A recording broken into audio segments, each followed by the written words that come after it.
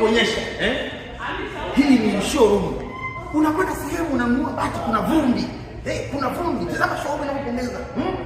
Tazama, tuko clear. Yaani wafanya kazi tuko fresh. Yaani usipoagiza la Kevin matatizo. Hii ni showroom kama sample mbalimbali, tunaweza kufanya business vizuri. Hivi unategemea kwamba uwekezaji kama huu, mandhari kama haya hapa, vyuma kama hivi hapa, yani viwe fake? Weko, acha matatizo. Hizi ni sehemu ambazo ni hapa unahudumiwa sasa namba 1 na 2 hivi kama hivi. Na kitu kingine ambacho nakwambia, ukija hapa Sanchera, wewe nikuonyeshe. Ununue bado usinunue bado, tutafanaga hivi. Yaani mteja unaweza kuenjoy kitu kama hivi.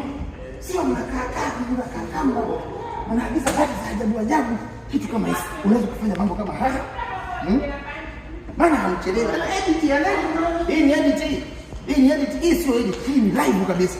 Unamuona hapa bonge la mtu huyu hapa. Hii ndio Sanchera. Sanchera Mabati.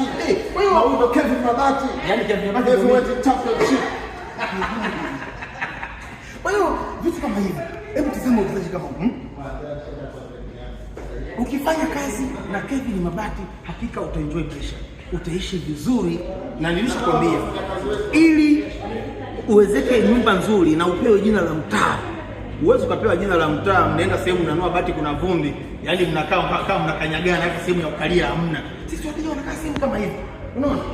Na kuna zawadi kuna mali. Kama mali.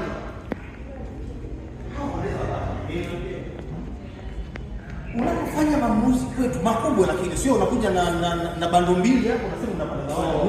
No, kitu kama hicho. Hizi ni zawadi ambazo mteja ukinunua bati za milioni 20, 25, 30, 40 unazipata.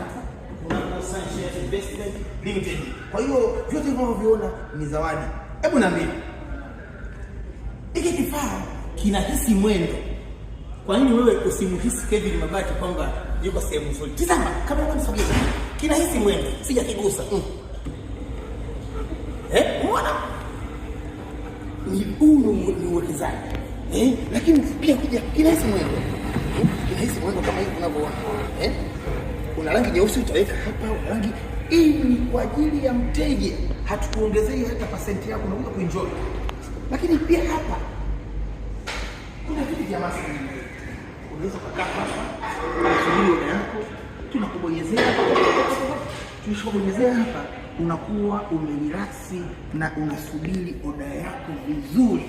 Sasa kwa wale ambao change mmenunua bati za milioni 10, 20, sasa hivi